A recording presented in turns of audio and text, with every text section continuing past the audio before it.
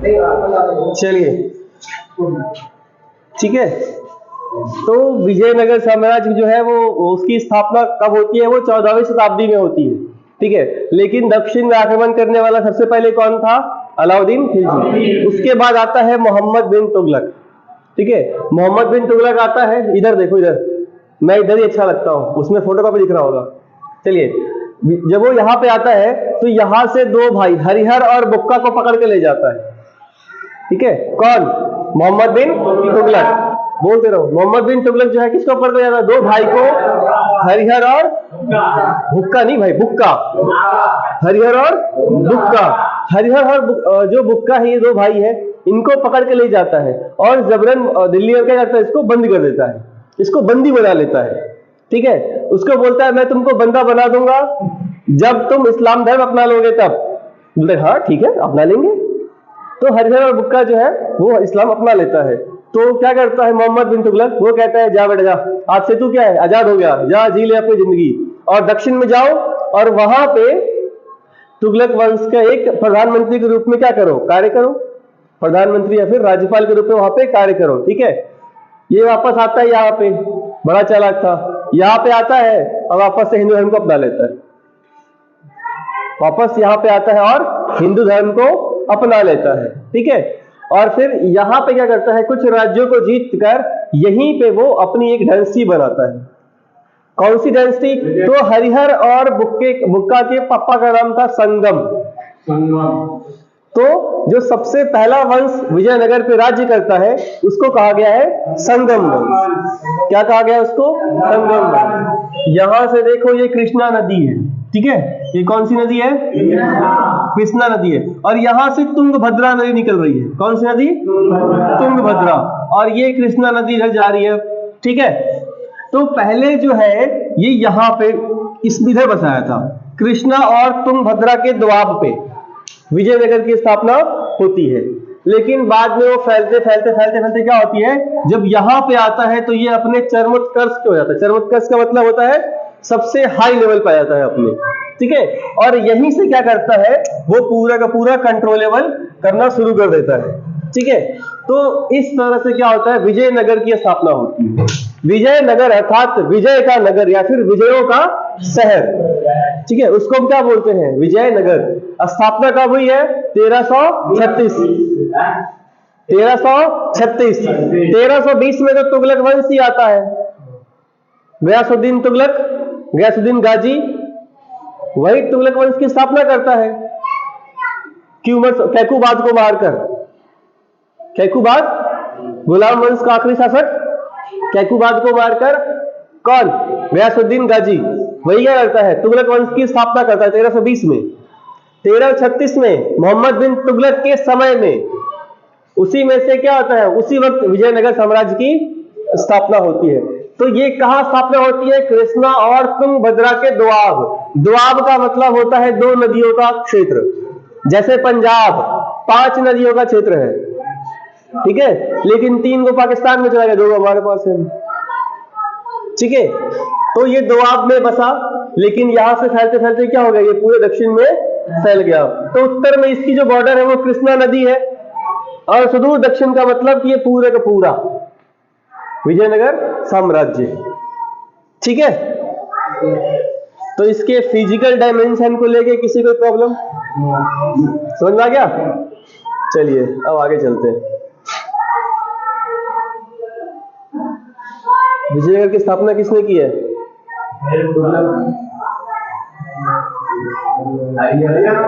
हरिहर और बुक्का। किसके शासन काल में हुआ ये? मोहम्मद बिन। कब हुआ है? 1336। जैसे देखो 36 का आंकड़ा से याद रखो, 1336 में क्या हो गया? 36 का आंकड़ा हुआ, और विजयनगर पे राज करने वाला सबसे पहला वंश संगम। कौन सा वंश? संगम वंश।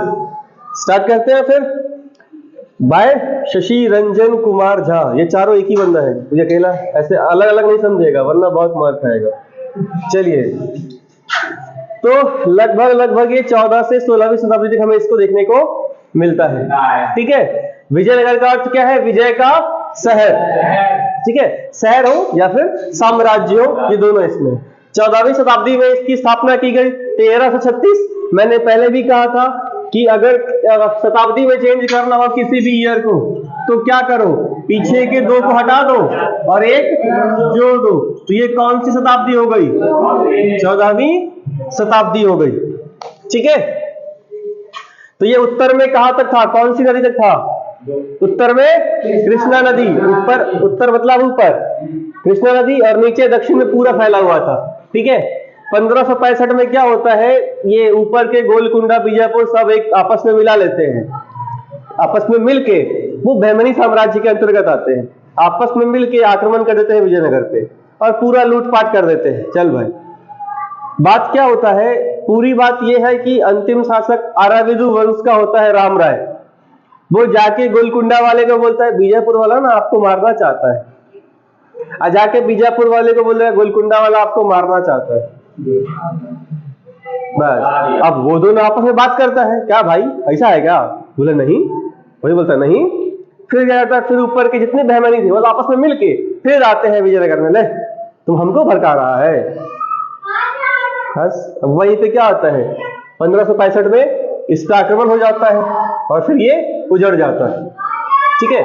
लेकिन जो कृष्णा नदी और तुंगभद्रा नदी के आसपास रहने वाले लोग जो है वो इस बात को याद रखते हैं, उसको हम्पी के नाम से जानते हैं। हम्पी बाद में क्या हो गया था, विजयनगर की राजधानी बन गई थी हम्पी, ठीक है। हम्पी जो वर्ड है ना वो उस उनकी कुल देवी के नाम पे है। कुल देवी का नाम था पंपा देवी। क्या नाम था? पंपा देवी। तो पंपा से हम्पा तो अच्छा लगता नहीं, तो वो हम्पी अच्छा लगता, ठीक है। तो वही क्या नाम दिया उसको, हम्पी नाम दे दिया, ठीक है। अगर हम्पा बोलेंगे तो लगेगा हाँ कोई मेल पर्सन है, ठीक है। बट हम्पी से क्या होता है कि हाँ लगता है कि ये किसी देवी के नाम से लिया गया है। पंपा देवी से हम्पा, हम्पा से फिर हम्पी, तो हम्पी के नाम में इसे करते हैं लोग, इसको याद रखते हैं, ठीक है। चलिए, और 17वीं 18वीं में क्या होता है, पूरी तरह से ये खत्म हो जाता है। 1565 में इसको आक्रमण करके लूट लिया तो कुछ ना कुछ तो रह गया होगा। भगनावशेष नाम सुना है? भगनावशेष का नाम होता है खंडहर। खंडहर ये अभी आएगा बाद में। चलिए, तो ये विजयनगर का क्या अर्थ है? विजय का शहर या फिर अर्थ। 1336 में हरिहर और बुक्का नामक 2 भाइयों ने क्या किया है, इसकी स्थापना की है, हरिहर और बुक्का नाम, ठीक है। और ये कौन से वंश से? संगम वंश से ये लोग क्या करते थे, विजयनगर मसाले के लिए, है ना, मसाला हो गया, वस्त्र हो गया, रत्न वगैरह हो गया, इसके लिए प्रसिद्ध था विजयनगर, ठीक है। और दक्षिण भारत के चोल और होयसल ने तंजौर के बृहदेश्वर मंदिर, वेल्लूर के चन्नकेश्वर मंदिर को संरक्षण प्रदान किया था। चोल वगैरह जब तुमने पढ़ा होगा तो उस वक्त चोलों ने जो है वो नटराज वगैरह की मूर्तियां वगैरह बनाई थी, जब बताया था, ठीक है। उसमें बृहदेश्वर मंदिर तंजौर में बनवाया था उन लोगों ने, ठीक है। अगर हम बात करते हैं विजयनगर साम्राज्य में सबसे प्रसिद्ध शासक के बारे में, तो हालांकि कृष्णदेवराय थे, ठीक है, लेकिन कृष्णदेवराय कौन से वंश से संबंध रखते थे? तुलवा डायनेस्टी की। बारी बारी से विजयनगर साम्राज्य पे 4 वंशों का क्या होता है, राज होता है, ठीक है। सबसे पहले हरिहर और बुक्का, ये संगम वंश में आते हैं। संगम, सालू, तुलु और आराविदु, SSTA, ये इतिहास SST में आता है। इतिहास किस में आता है? SST में, ठीक है। और ये अलग से याद रखना पड़ेगा, संगम, सालू, तुलु और आराविदु। कौन कौन सा है? संगम, सालू, ठीक है, तुलु और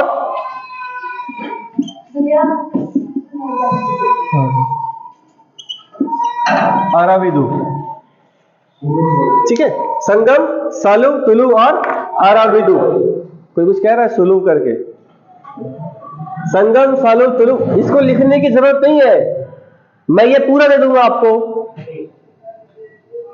यहां पे तो याद करने की सोचो, मैं इसलिए 4 बार बोल रहा हूं एक ही चीज को। कौन कौन से वंश ने राज किया है बोलो? संगम, सालु, तुलु और अराविदु। SST है संगम, सालु, तुलु और अराविदु। ठीक है। अब कृष्णदेवराय कौन से वंश के शासक थे? तुलुवा डायनेस्टी के शासक थे। ठीक है।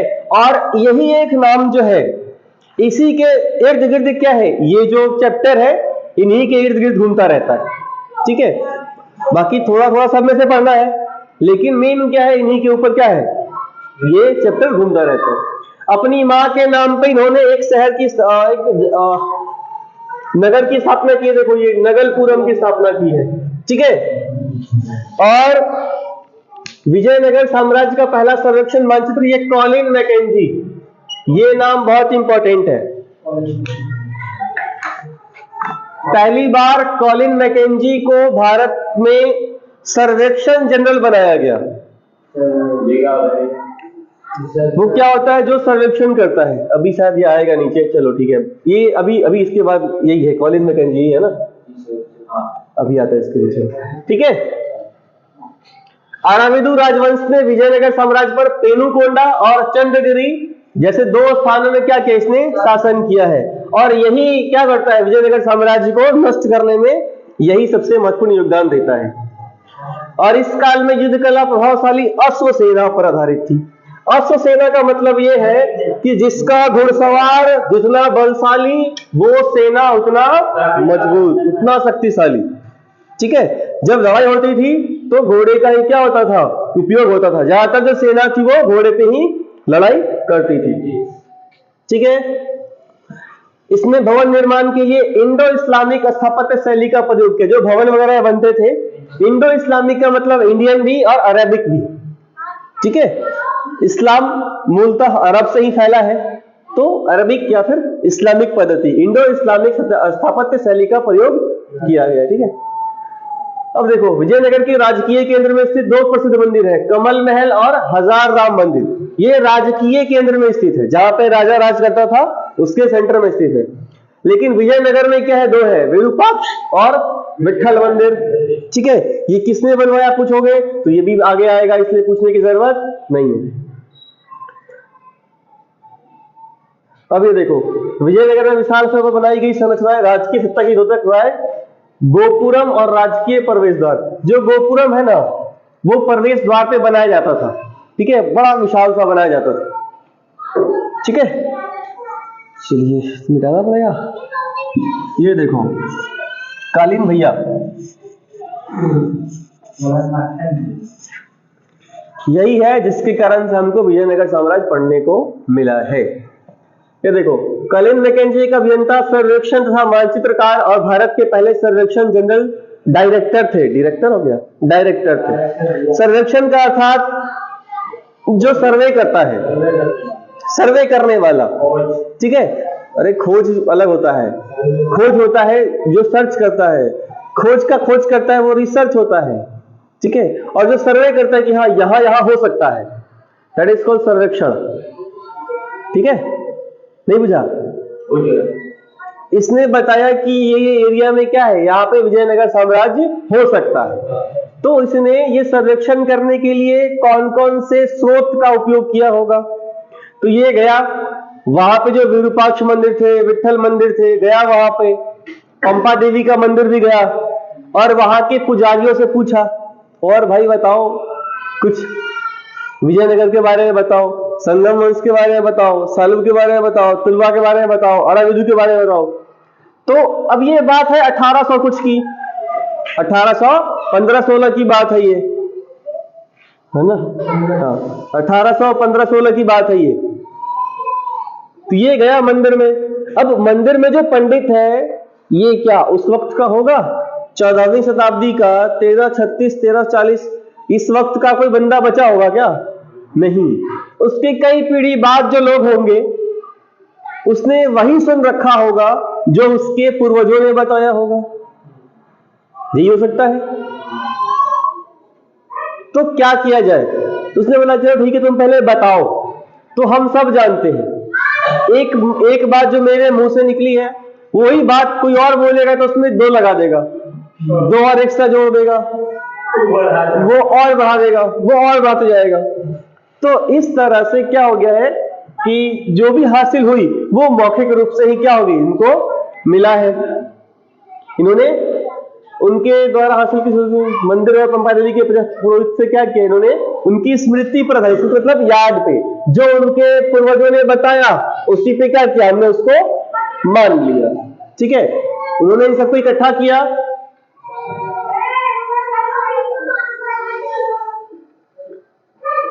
और इनका जन्म देखो, ये थोड़ा सा इंपॉर्टेंट है ये लाइन। इनका जन्म हुआ था 1754 में। ये एक इंजीनियर भी थे ईस्ट इंडिया कंपनी में। ठीक है, सर्वेक्षक का मतलब सर्वेक्षण करने वाले भी थे और मानचित्रकार थे, मतलब जो नक्शा वगैरह बनाता है वो थे। 1815 में इनको भारत का पहला क्या है, सर्वेक्षण जनरल बनाया गया। ठीक है, जनरल तो डायरेक्टर, जनरल डायरेक्टर ही होता है, बट जनरल लिखा है। और ये 1821 तक रहे और 1821 में क्या हो गया, ये मर भी गया है। ठीक है, 1821 में क्या हो गया, ये मर भी गया। ये देखो ये क्या है, घोड़े के व्यापारी क्या बोलते हैं, कुदिरई चट्टी, ये टिक वाले में आएगा। विजयनगर साम्राज्य में घोड़े के व्यापारियों को हम क्या कहते थे, कुदिरई चट्टी के नाम से जानते थे। ठीक है, अब देखो थोड़ा व्यापार देख लेते हैं इसमें।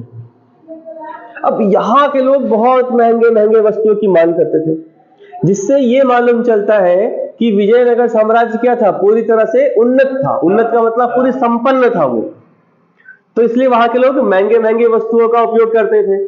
ठीक है, और विदेशी वस्तुओं का भी मांग था, मुख्य रूप से रत्नों और आभूषणों की। रत्न मतलब वही पत्थर वत्थर जो पहनते होंगे उस वक्त, और आभूषण वगैरह, ज्वेलरीज वगैरह। ठीक है,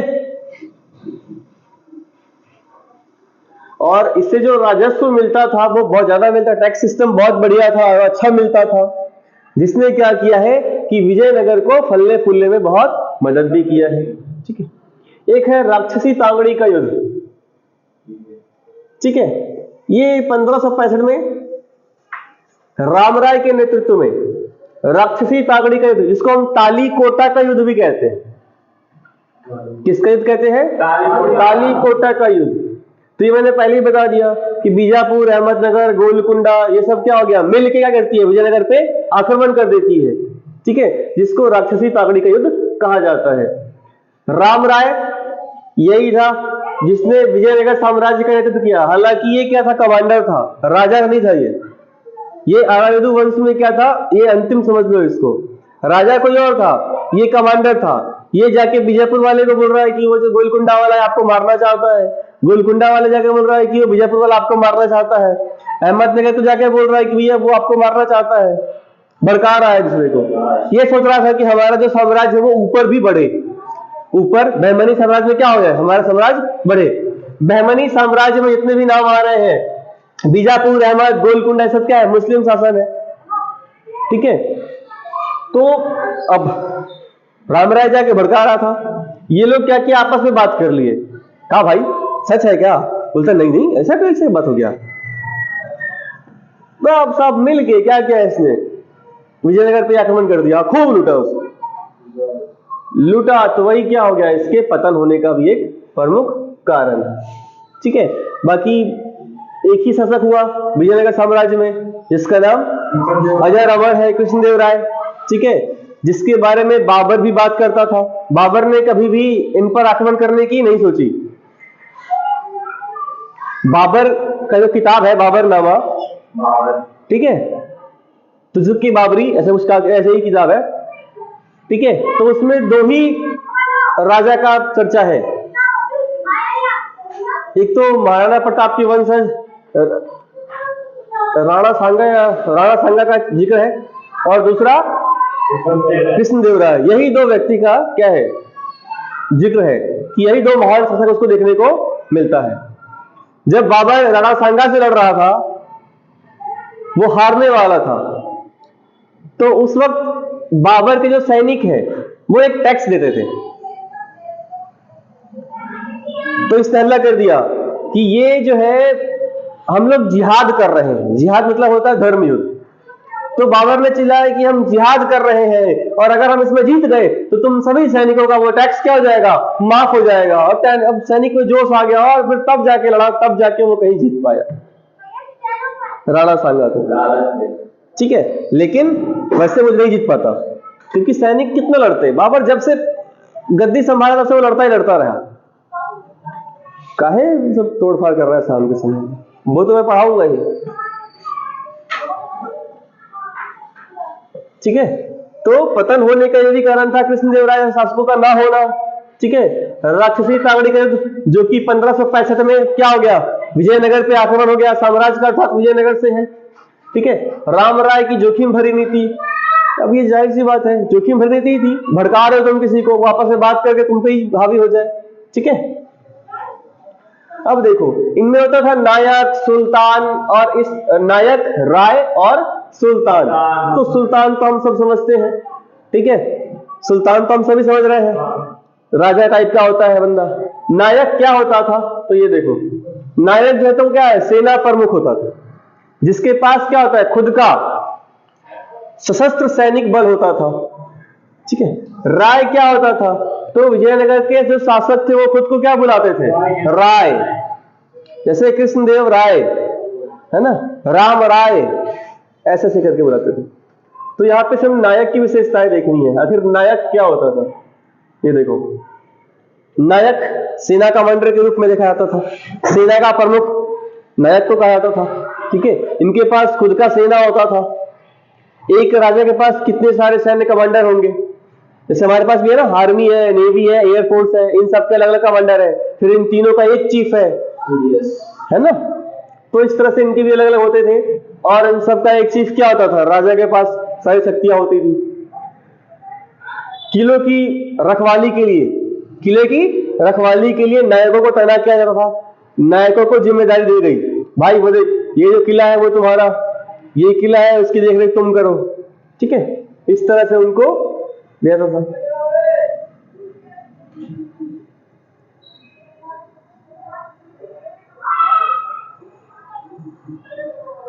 ये नहीं, जो नायक थे वो एक स्थान से दूसरे स्थान पर क्या करते थे, जाते रहते थे। ठीक है, या तो उपजाऊ भूमि की तलाश में हो या फिर किसी भी तरह से वो घूमते रहते थे। भ्रमचीन का मतलब ये नहीं कि चीन में जाके, नहीं, भ्रमण चीन का मतलब होता है वो, एक शब्द होना चाहिए था, वो घुमंतु टाइप के लोग रहते थे। ठीक है, और इनकी जो भाषा थी वो क्या थी, तेलुगु और कन्नड़ थी। चलिए अब होता है ठीक से। देखो सबसे पहला कौन है, संगम वंश। स्थापना किसने की, हरिहर और बुक्का। 1336 से 1485 में ये खत्म हो गया। सुलू या फिर सालू। ठीक है, यह सैनिक कमांडर थे, मतलब कि इसी का ही कमांडर था, संगम का ही कमांडर था कौन, सालू वंश के शासक। ठीक है, जो 1485 में और 1503 में क्या हो गए, खत्म भी हो गए। और फिर तुलुआ डायनेस्टी के जो शासक थे, ठीक है, उनका 1503 में उद्भव होता है और 1529 में खत्म भी हो जाता है। और कृष्णदेवराय इसी वंश से क्या थे, संबंध रखते थे। अराविदु की बात करते हैं तो वो इनका सैन्य कमांडर होगा जिसने इसको मार दिया। ठीक है, और 17वीं शताब्दी में क्या कि इसने शासन किया है। ठीक है, लेकिन उतना प्रभावशाली शासन नहीं रहा। देखिए थोड़ा सा क्या है, अमर नायक क्या होता है, तो विजयनगर साम्राज्य के उत्थान। उत्थान का मतलब क्या होता है, उत्थान का मतलब होता है उसके सबसे ऊंचाई में पहुंचने में, उसको उन्नत होने में। ठीक है, कैसे महत्व हुआ है, तो अमर नायक प्रणाली विजयनगर साम्राज्य की एक प्रमुख राजनीतिक खोज थी, जिसको कॉपी किया गया था कहां से, इक्ता प्रणाली से। इक्ता प्रणाली मैंने पहले ही बताया था। इक्ता क्या होता है, सैलरी के बदले जमीन दे दी। ठीक है, जा भाई वहां से तो टैक्स ले और क्या करो, अपना रहन सहन करो। ठीक है, टैक्स ले लिया, मालूम चला कुछ गड़बड़ कर रहा है, हाँ भाई हट, जा भाई ये जमीन तेरा, तू वहां से टैक्स ले और अपना जीवन यापन करो। ठीक है, राय द्वारा का मतलब क्या हो गया, शासक द्वारा। शासक अपने नाम के पीछे क्या लगाते थे, राय लगाते थे।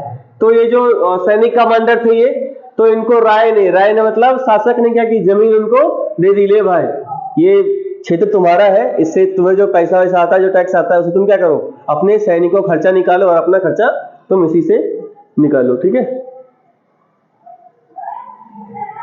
ये क्या करता था, व्यापारी से क्या करता था, व्यापारी और किसानों से क्या करता था, व्यापारी से टैक्स और किसानों से भू राजस्व लेता था, ठीक है। जो ये टैक्स लेता था उससे कुछ भाग क्या होता था, सिंचाई में खर्च होते थे और कुछ भाग मंदिरों के रखरखाव के लिए खर्च होता था, ठीक है।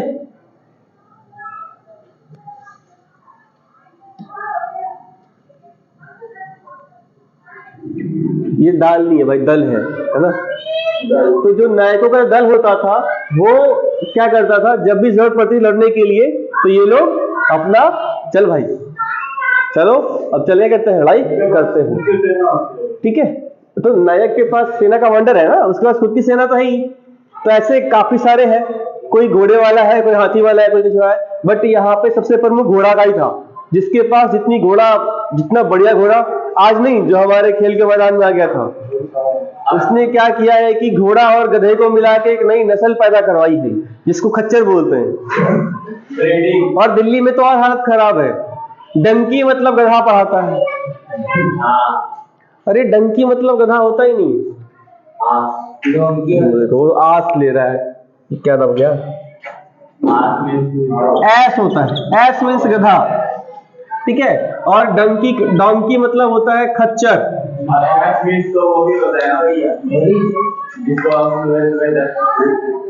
ठीक है। ऐस मीन्स गधा होता है और डंकी मतलब होता है खच्चर, ठीक है। और हॉर्स मतलब तो घोड़ा होता है, बट दिल्ली में तो हाथ खराब है, पहली बार आया दिल्ली में डंकी मतलब गधा होगा, अच्छा वाह, पता नहीं क्या क्या पढ़ाते हैं दिल्ली वाले लोग, कुछ समझ नहीं आता है। जो बंदा बाहर से बिहार से पढ़ के आया होता है यहाँ पे आया कंफ्यूज हो जाएगा, क्या पढ़ा रहा है जी।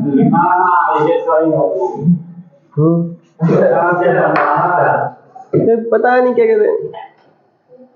चलिए, तो और टैक्स का कुछ भाग ये अपने लिए भी रखते थे, क्योंकि इनके पास भी घोड़ा है, हाथी है, जानवर वगैरह भी है, ठीक है। तो ये इन पे भी टैक्स का खर्च ये लोग करते थे, ठीक है।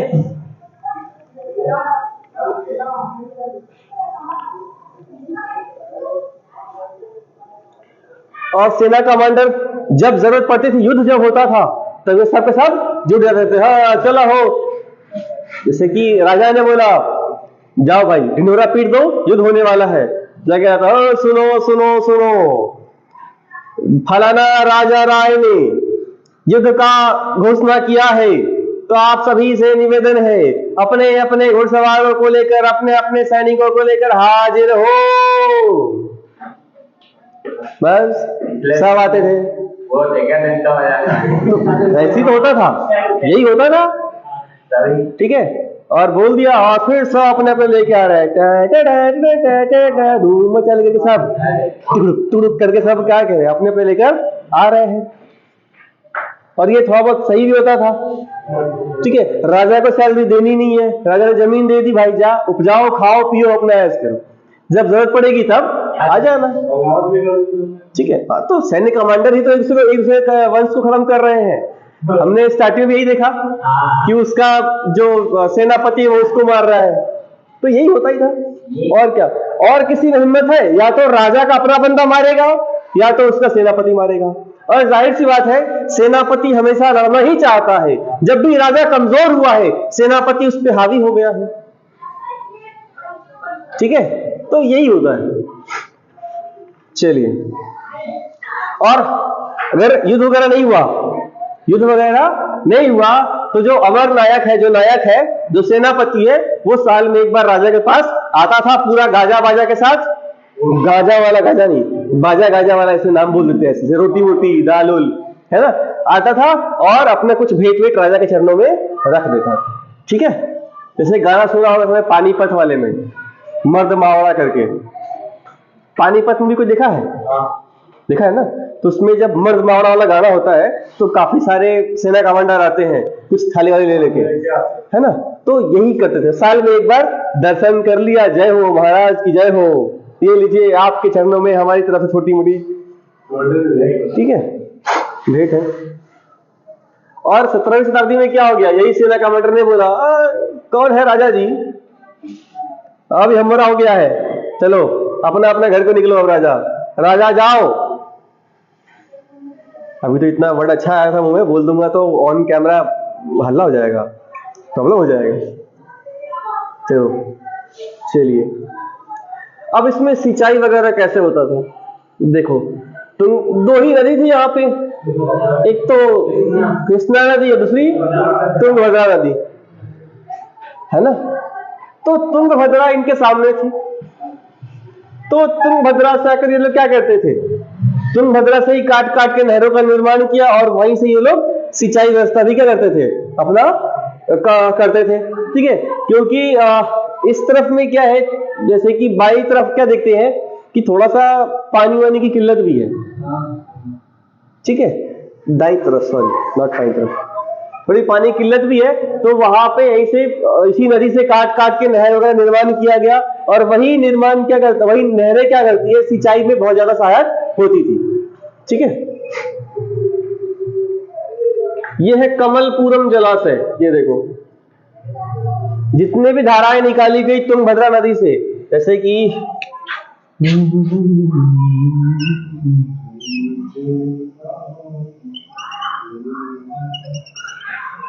अब यहां से क्या जा रहा है, यहां से कृष्णा नदी जा रही है, ठीक है, और इधर से तुंगभद्रा नदी इधर निकल रही है। तो यहां से क्या किया इन लोगों ने, नहरें निकाल दिया, यहां से धाराएं निकाल दी यहां से करके।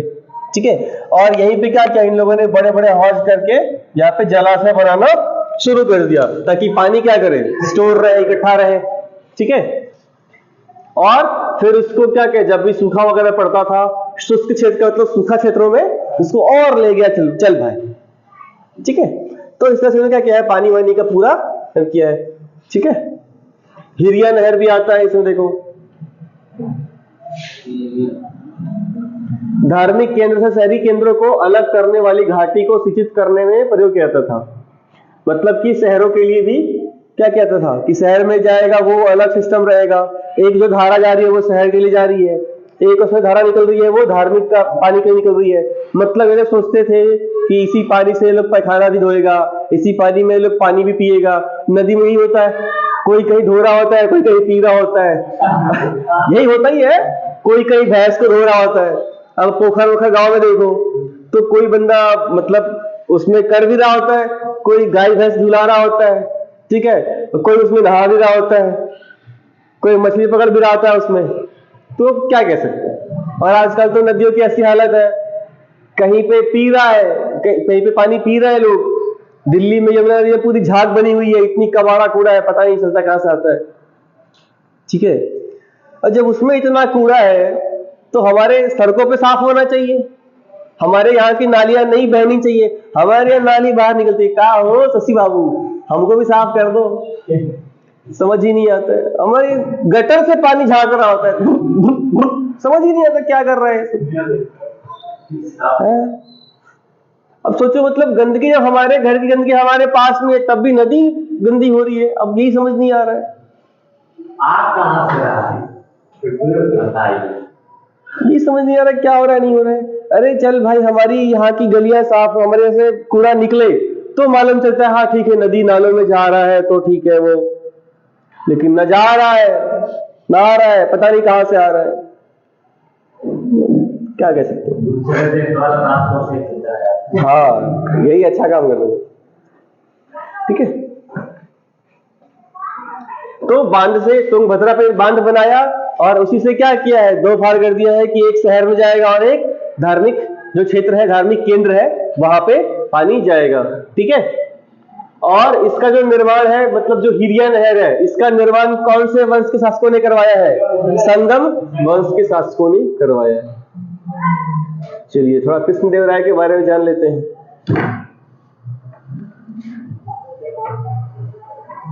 देखो 1512 में इसने रायचूर दोआब, दोआब का मतलब मैंने बताया दो नदियों के बीच का क्षेत्र क्या कहलाता है, दोआब। जैसे ये कृष्णा नदी और ये तुंगभद्रा नदी, इनके बीच में क्या है, ये दोआब है। और ऐसे यहाँ पे 5 नदियां बहती है तो क्या है, ये पंजाब है। ठीक है, तो वैसे ही देखो तुंगभद्रा कृष्णा के बीच रायचूर दोआब 1512 में क्या हुआ, जीत लिया गया है। 1514 में उड़ीसा के शासकों का दमन कर दिया, उड़ीसा वाले को भी क्या कर दिया, खत्म, जा भाई। और 1520 में बीजापुर के सुल्तानों को भी क्या कर दिया गया है, पराजित किया गया है। किसने पराजित किया है, कृष्णदेव राय ने पराजित किया। राजा होता था वो हमेशा तैयार रहता था, ठीक है, हमेशा सजा धजा रहता था, ठीक है। और या तो युद्ध के लिए रेडी होता था, या तो बोलते था जी विवाह करना है, हाँ रेडी है चलो, युद्ध करना है, हाँ रेडी है चलो, मंदिर जाना है, हाँ रेडी है चलो। मतलब हर वक्त वो रेडी रहता था, ठीक है, चाहे वो किसी भी कार्य के लिए हो, वो हमेशा क्या करता था, रेडी रहता था। ऐसे ही नहीं कृष्णदेव राय को महान राजा में नाम गिना जाता है, ऐसे ही नहीं बाबर ने इनकी क्या की है, तारीफ की, क्योंकि बाबर ने कभी भी इनको नहीं छेड़ा। जब भी बाबर आए इनको नहीं छेड़ा बाबर ने, ठीक है।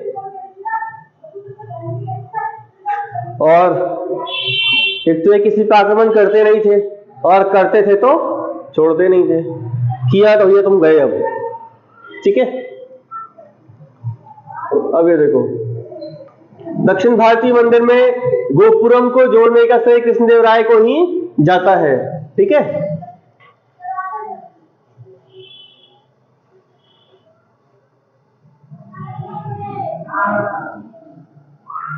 देखो ये लोग शहर की किलेबंदी करते थे, शहर तो छोड़ो, ये लोग जंगल की, मंदिरों की, नगरों की, और वो छोड़ो खेतों की भी किलेबंदी कर देते थे।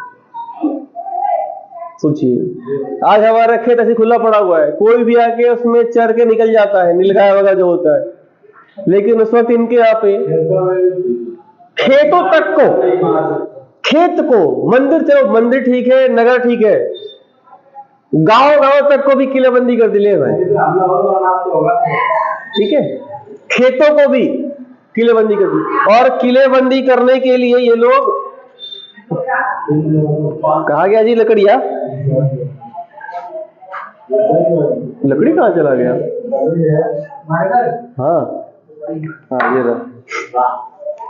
फनाकार आकृति के क्या होते, पत्थर होते थे, ऐसी आकृति के बड़े बड़े पत्थर होते थे, ठीक है, ताकि इसको एक दूसरे क्या कर दिया, जोड़ दिया, फंसा दिया, ले भाई ऐसी होगा, फनाकार ऐसी होता है, इसको ऐसे करेंगे तो ऐसा निकलेगा, ऐसे आएगा, है ना, ऐसे आएगा ना, और ऐसे बड़े बड़े पत्थर होते थे, और उससे जोड़ जाड़ के क्या कहते हैं, किलेबंदी किया था। और मान लो कहीं पे पहाड़ आ गया, ठीक है, यहाँ पहाड़ खत्म हो गया, तो यहीं से क्या करते थे, फिर ये लोग यहाँ से पत्थर स्टार्ट करते थे, ले भाई पहाड़ के साथ भी इन लोगों ने क्या कर दिया, किलेबंदी करना स्टार्ट कर दिया। तो ऐसा इनका कारोबार था, खेत को, धार्मिक नगरों को, शहरों को, हर चीज के लोग किलेबंदी करते थे। अब क्यों करते थे, तो उसके बारे में थोड़ी सी जानकारी देख लेते हैं। कुछ इसके फायदे भी है, कुछ इसके नुकसान भी हैं, ठीक है। विजयनगर शहर की, विजयनगर साम्राज्य की अगर सबसे फेमस बात करते हैं तो ये किलेबंदी थी। इनकी सबसे मुख्य विशेषता किलेबंदी थी। जब अब्दुल रज्जाक आया था ना, आया देखा ये कहा है जी,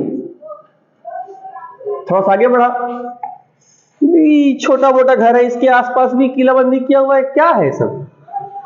फिर थोड़ा सा अंदर घुसा गांव में, तो अब बीच में क्या होता है, पूरा खेत वेत होता है, बॉर्डर के स्टार्टिंग में तो खेत नहीं होता है, अंदर गया खेत में, देखा ये क्या है, खेत कहाँ है, तो दीवार दीवार दिख रहा है, तो झांक के देख रहा हो, अच्छा, मतलब कि जो खेती का जो एरिया था उसको पूरा क्या कर दिया, किलेबंदी कर दिया गया। और अब्दुल रज्जाक इसी बात से बहुत शॉक्ड हो गया, अरे इतना पैसा कहां से आ रहा है, पैसा सब टैक्स से ही आ रहा है, क्योंकि व्यापार ये लोग बाहर की चीजों का हो रहा है यहाँ पे, और बाहर की चीजों में दबा के टैक्स ले आता है, क्योंकि विदेशी रत्नों का, विदेशी आभूषणों का ही व्यापार किया है यहाँ पे, ठीक है, तो टैक्स भी बढ़िया मिला इन लोगों को। जब टैक्स बढ़िया मिला तो महंगी महंगी चीजों का लोगों ने उपयोग किया है, खूब इन लोगों ने खर्चा किया पैसा, ठीक है। खेतियों को तो बोल दिया। अब्दुल रज्जाक भी ये चीज देख के क्या हो गया, शॉक्ड हो गया। और ये कैसे मालूम चलता है, तो अब्दुल रज्जाक ने क्या किया है, अपने किताब में लिखा है, ठीक है, अब कुछ लाभ देख लेते हैं। ये देखो, किलेबंदी से क्या लाभ होता था। अब कहीं पे आक्रमण करना है हमें, तो हमने क्या किया है कि हमने एक फोर्स लगा दी। जा भाई, उसको पूरी तरह से चारों तरफ क्या कर दिया, घेर दिया। अब उसका राशन पानी जितना होगा होगा, बाकी उसका ना तो कुछ आ सकता है ना ही कुछ जा सकता है। और विजयनगर साम्राज्य में पहले से ही किलेबंदी थी, तो इसमें फोर्स भी कम लगेगी। अगर विजयनगर साम्राज्य पे आक्रमण करना है तो फोर्स भी कम लगेगी। व्यापार तो बाहर से ही होगा, बाहर से, नगर के बाहर से क्या कर दिया, फोर्स बिठा दिया। तो ये थोड़ा सा क्या उसके नुकसान है, बट लाभ को देखते हैं। तो अगर हमें किसी पे आक्रमण करना है तो हमने उसके किले को बंदी बना लिया। किले बंदी मतलब किला को ही बंदी बना लिया, किले को चारों तरफ से क्या कर लिया, घेर दिया। ठीक है, अब ना वहां पे कुछ आएगा ना वहां से कुछ जाएगा। ना इन ना आउट, बंदा dead on the spot, out. ठीक है, नहीं समझा? नहीं रे, तू नहीं समझा। समझ गया? चलो बड़ा बढ़िया। मीन्स कि पूरे के पूरे क्या कहते हैं, शहर को घेर दिया, सैनिक की छावनी बना दी। ठीक है, चारों सैनिक आगे जा भाई, निकला तक खत्म, बस। और काफी समय तक ऐसे ही बैठे बैठे रह गए, बस। फिर क्या, कुछ समय का तो खाना होता है। हम भी अपने घर में थोड़ी साल भर का आटा चावल रखे रहते हैं, वैसे ही खत्म हो जाएगा। कम से कम महीने भर का तो होता है, उससे ज्यादा तो वो रहेगा भी नहीं। आटे में से पिल्लू निकलेगा करके, है ना, और चावल में से खून निकलेगा, बस यही हो सकता है। पानी भी 5 दिन बाद बोलेगा खत्म, ठीक है। 5 दिन बाद मान लो फिनाइल खत्म हो गया, तो घर से भी वो लुत्ती पुत्ती उड़ेगा, फतिंगा, अब वो धतिंग धतिंग धतिंग नाच करेगा। जाहिर सी बात यही होगा, कोई सिस्टम नहीं चलेगा आपके घर का। और फिर एक समय आएगा जब सब कुछ खत्म हो जाएगा और आप मजबूर हो जाएंगे, या तो बाहर निकल के लड़े या तो फिर अंदर में ही मरे। ठीक है, तो ये लाभ होता था यहाँ के शासकों का। यह किलेबंदी कर दिया है, बढ़िया है। अगर वहां के किसी भी प्रशासनिक अधिकारी ने, वहां के किसी सैन्य कमांडर ने हमारे खिलाफ विद्रोह किया, एक तो पहले ही से घेरा हुआ है, और जाके 4 को सैनिक लेकर बैठ जाएगा। हाँ भाई, क्या हाल है, बाहर जा रहे हो, ठोक दिया जा। गेट तो देता ही था, अब तुम उस दीवार को तोड़ नहीं पाओगे। गेट के बाहर खड़ा आज का गार्ड क्या करता है, ही करता है। अब बिहारी वाला गार्ड हो तो भैया वाइट को, अब बिहार यूपी का हो तो कहाँ जा रहे हैं, इसके अलावा कोई काम नहीं है उनका।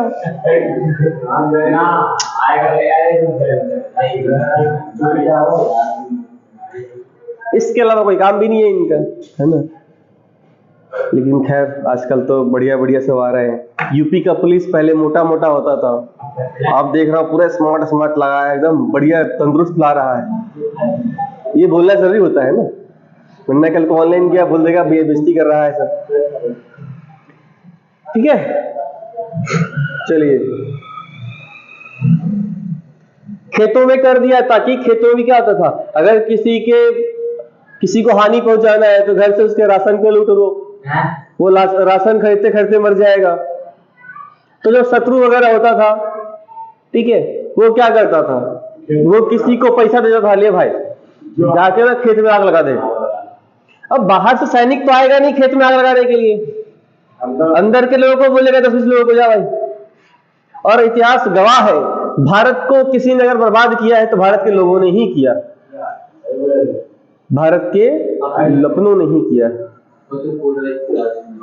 वो इतिहास गवाह है। ठीक है, तो इससे खेतों में करवा दी, इससे क्या होता, जो फसल थी वो आक्रमण से बच जाती थी। या कभी आक्रमण वगैरह भी हो गया तो खेत में किलेबंदी है भाई, खेत बच जाता था, ताकि जो लोग हैं वो अपना खाना पीना जो है वो, अनाज की कमी नहीं होती थी। मेन तो अनाज ही है, जो बाहर के रत्न वत्न है वो तो चलो छोड़ देंगे, कपड़े वगैरह तो 4 दिन के लिए बिना धोए पहन लेंगे, लेकिन खेत तो जो है वो तो अगर गया तो भैया, अगर एक बार एक फसल चली गई 1 साल की, तो 1 साल के फसल में हम लोग 4 साल खाते हैं।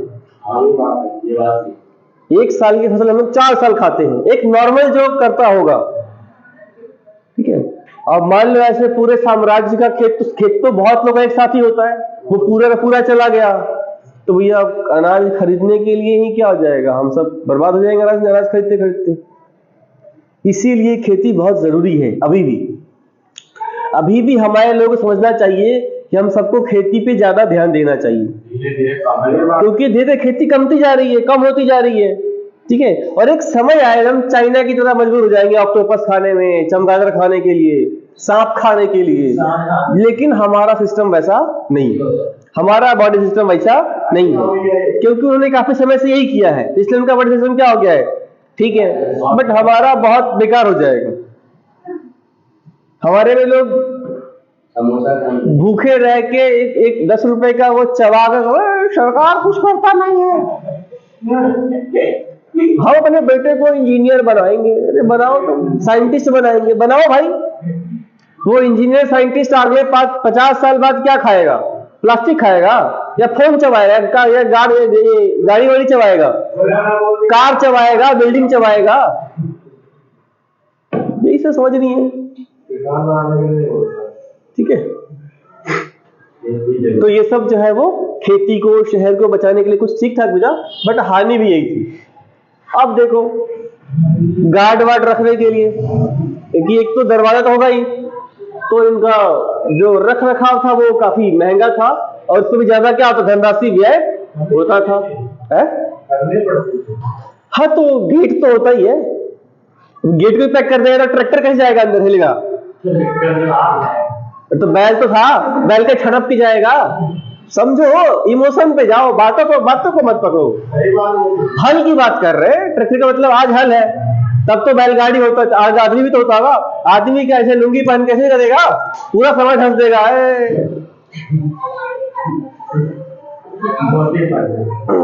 चलिए, तो हानि भी थी, रख रखाव बहुत महंगी थी, ठीक है।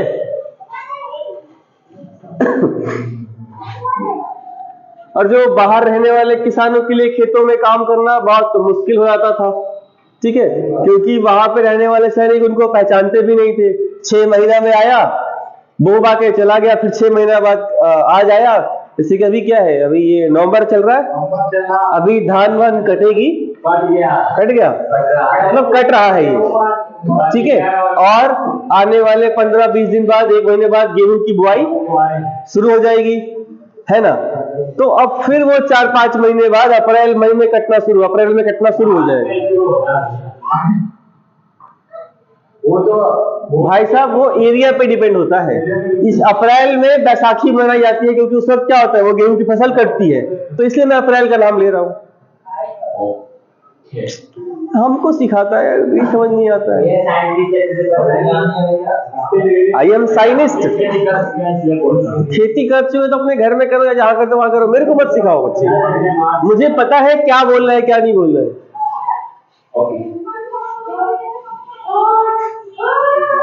चलिए, ठीक है। अब बाहर है, ये होता है ना, अभी देखो, जिसने अप्रैल मई जून में क्या किया, धान की खेती की होगी, धान की बुआई की होगी, और अभी उसको काटने जाएगा। बोले कौन है भाई तू? 6 महीने में तो आदमी अपने भाई को भूल जाता है, ना बात करे तो। और हम लोगों को, खासकर हम बिहारियों को, साल में एक बार छठ में गांव जाना पड़ता है, शकल दिखाना पड़ता है।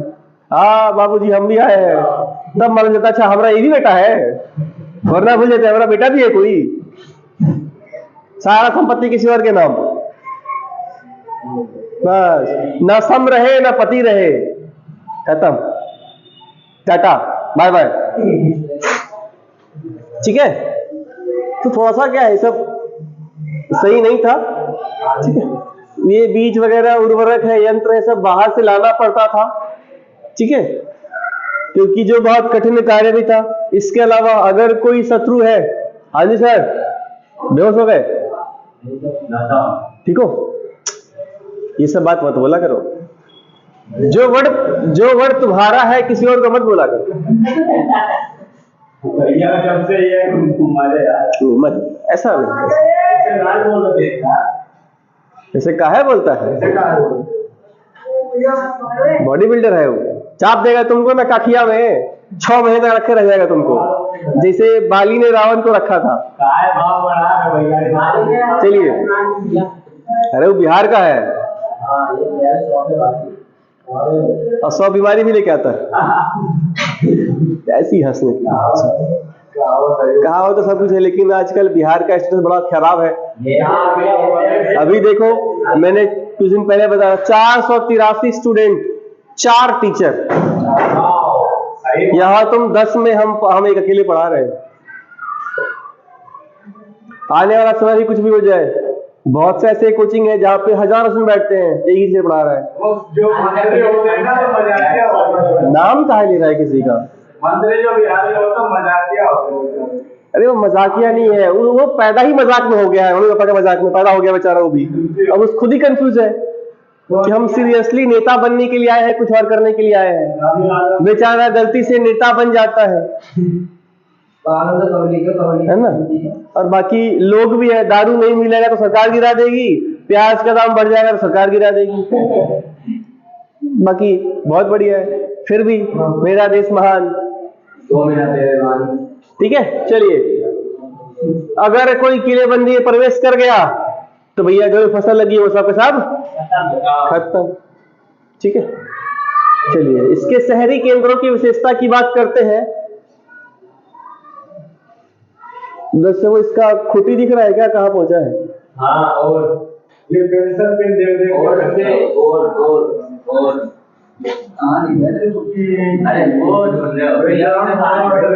पेज नंबर कौन सा है जी? सारा आज ही कर देंगे क्या? चलिए, जो स्वराज का जो उत्तर पूर्वी कोना था, उत्तर पूर्वी समझते हो ना? ऊपर से देखो, तो साइड भी नहीं पता है। देखो ऊपर क्या होता है? साउथ। हाँ, साउथ होता है, नॉर्थ, साउथ, और ये क्या है? ईस्ट, और ये वेस्ट। तो उत्तर पूर्वी का मतलब शायद मैंने बताया है कि इनमें क्या होता है, ये जो होती है ना, ये इंपॉर्टेंट होती है, ये बहुत महत्वपूर्ण होता है। अगर ऐसे गया है तो पहले नॉर्थ लेंगे, फिर ईस्ट लेंगे। ठीक है, अगर इधर भी आया तो नॉर्थ वेस्ट, इधर आया तो साउथ वेस्ट, इधर आया तो साउथ ईस्ट। तो जो विजयनगर साम्राज्य का जो ये नॉर्थ ईस्ट कोना था, वो क्या था? बहुत फेमस था। किस चीज के लिए? शहरी केंद्र के लिए। मतलब उस तरफ एक शहर धर्मपूर्वक बनाया गया था, बसाया गया था। ठीक है, और चीनी मिट्टी का एक मिट्टी होती है जो चीनी मिट्टी, अर्थात थोड़ी सी कप बनाने वाली है ना, कप देखा है, मुलायम होती है, टाइट होने पे, और उसको पोत पात के एकदम पूरा उसको अंग्रेजी मीडियम से बना दिया जाता है। देखा है कप? नहीं देखा है? बकलोल रहेगा क्या, तुम कैसा आदमी है जी? कब पैदा हुआ है तो? 2005 में? इतना भी पुराना नहीं है, पुराना होता तो मालूम ही होता वैसे भी।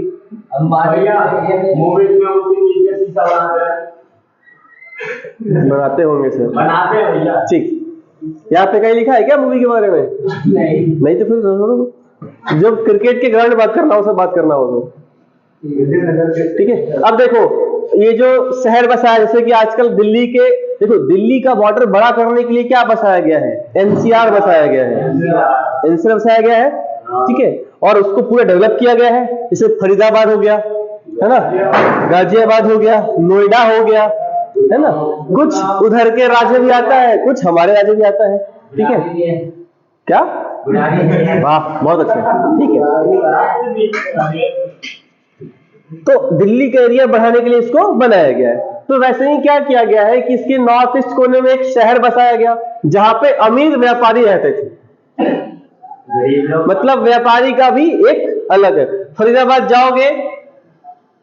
जाओगे, तो वहां पर डीएलएफ डीएलएफ डीएलएफ डीएलएफ इतनी बड़ी बड़ी बिल्डिंग दिखेगी। ठीक है, और कुछ दूर जाओगे, स्लम एरिया आ गया जी, झुग्गी झोपड़ी है, क्या कह सकते हैं। फिर भी तो ऐसे ही अमीर व्यापारी था। सोचो किसी को लूटना हो डायरेक्टली नॉर्थ ईस्ट, उत्तर पूर्वी में आक्रमण किया, पूरा का पूरा अमीर व्यापारी खत्म, विजयनगर ठप्प। और आज भी जो राज्य चलता है ना, वो व्यापारी की ही बदौलत चल रहा है। अंबानी, अडानी, टाटा, बिरला, ये सब अगर मदद देना बंद कर दे तो ये कोई भी देश नहीं चल पाएगा। भारत में ये लोग हैं, वैसे अमेरिका में भी होता है, क्योंकि सरकार को फंड कहां से मिलता है? इन लोगों को ज्यादा मिलता है। यही लोग तो मदद करते हैं, क्योंकि व्यापार कर रहे हो तुम हमारे देश में, कहीं भी हो वहां व्यापार कर रहे हो तुम, तो सरकार का सपोर्ट करना ही होता है। मीडिया को देख लो, 2014 से पहले मीडिया कैसी थी, 2019 में मीडिया को देख लो, और 2020-21 में जब कोरोना वैक्सीन हम लोग बना रहे थे, पूरा बड़का बड़का में छापा, इंडिया नहीं कर सकता, इंडिया नहीं कर सकता, इंडिया वैक्सीन नहीं बना सकता। हमारे यहां बन भी गई, तब भी बोल रहा है कि नहीं ये वैक्सीन सही नहीं है। मीडिया वगैरह बोल रहा था नहीं वैक्सीन सही नहीं है जी। अरे जिसको एबीसीडी नहीं आता है वो ज्ञान दे रहा है कि हमारा अंग्रेजी बहुत बढ़िया है। मोटिव क्या था कि विदेशी चीज है वो यूज करो। विदेशी वैक्सीन था, ठीक है, फाइजर हो गया, वो डर्मा करके क्या नाम है उसका, ठीक है। तो वो लोग, क्योंकि भारत में बहुत ज्यादा लोग रहते हैं, कितने लोग हैं देख लो, 150 करोड़ की आबादी है, और 150 करोड़ की आबादी में लगभग कितने 100 करोड़ को तो वैक्सीन चाहिए होगा, ठीक है। लेकिन सरकार तो पूरा 150 मंगवाएगी, सरकार सबको देना है, धीरे धीरे करके मंगवाएगी। उनका क्या था कि भैया अगर हमारे दवा से, हमारे वैक्सीन से कोई मर गया, जिम्मेदारी हमारी नहीं। अगर तुम्हारा हमसे झगड़ा हो गया तो हम सप्लाई रोक देंगे, ठीक है। जो हमारा रेट है, हम जो अपने देश में रेट है उससे तुम्हें 4 गुना हमें दो, और पहले पेमेंट करो हमको, और आज से 2 साल बाद हम तुमको वैक्सीन देंगे। अरे मीडिया वाला पूरा सेट कि काहे नहीं हम विदेश से खरीद लेते हैं। देखो, और फिर भी हम सब ने कौन सी वैक्सीन लगाई? भारत बायोटेक द्वारा जो बनाया इन लोगों ने, आईसीएमआर ने जो बनाया है वही लगवाई है। कोविड या फिर कोवैक्सीन यही लगवाई हम लोगों ने, यही लगाई है ना, फ्री में लगवाई हम लोगों ने। जबकि सरकार को नहीं करना चाहिए था। सरकार को कम से कम 20 से 50 रुपए जैसे जिसकी हैसियत है वैसे लेना ही चाहिए था। इससे थोड़ा सा क्या आ जाता कि हर लोगों में डर भी बना रहता, यार ले लेते हैं। 20-50 सब दे सकता था। हाँ, जो बिल्कुल गरीब है उसको आप नहीं दो, लेकिन जो हाँ मेरी सारी लगी हुई है सर, मैंने पूरा पासपोर्ट से भी सबसे पहले हमें करना होता है, और वैसे भी मेरे पास बहुत सारे कारण भी थे कि हमको करना पड़ता था। अभी नहीं लगवाई है, अब तुम्हारी इच्छा है बस। अब फिर मीडिया वाले ने बताई कि ये सरकार की वैक्सीन है। अरे वैक्सीन भारत की है कि सरकार की है? सरकार का अपने कोख से निकाला है, हमारे साइंटिस्ट ने बनाया है। तो अब क्या कह सकते हैं। इससे भी साइंटिस्ट का क्या होता है, थोड़ा सा मनोबल कम होता है। अब फिर वो, अब मान ले वही सब छोड़ छाड़ देंगे ना, खत्म हो जाओगे तुम। पहले चावल में विटामिन ए जो है वो शायद चावल में नहीं आता था, विटामिन ए की विटामिन सी ऐसी कुछ होता है, वो पहले के चावल में नहीं आता था। हमारे वैज्ञानिकों ने क्या कर दिया है कि उसमें कुछ ऐसा किया है कि विटामिन ए उसमें आ गया, और अब जो हमारे पास हम जो चावल खाते हैं विटामिन ए मिलता है। पहले चावल में विटामिन ए नहीं था, हमारे साइंटिस्ट ने ऐसा चावल बना दिया कुछ करके, इसमें रिसर्च करके कि विटामिन ए में मिलता है। साइंस का मुझे पता नहीं, विटामिन ए की विटामिन सी ऐसी कुछ है जो हमारे शरीर के लिए बहुत आवश्यक है।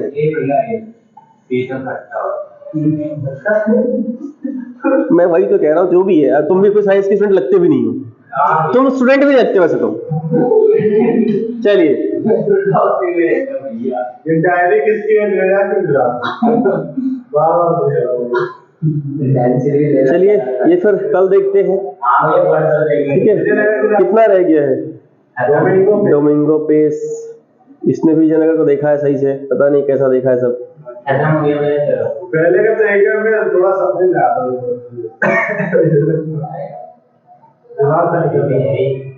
अगर पहले के तरीके से पढ़ाता तो संगम के जितने भी शासक आए, फिर सालू के जितने शासक आए, तुलवा के जितने आए, उससे पहले हमको दिल्ली सल्तनत पढ़ना पड़ता। दिल्ली सल्तनत में सारे पढ़ने पड़ते, ऐबक, खिलजी, है ना, फिर ये गयासुद्दीन तुगलक, ये सारे हमको देखना होता। ठीक है, रहने देते हैं आज।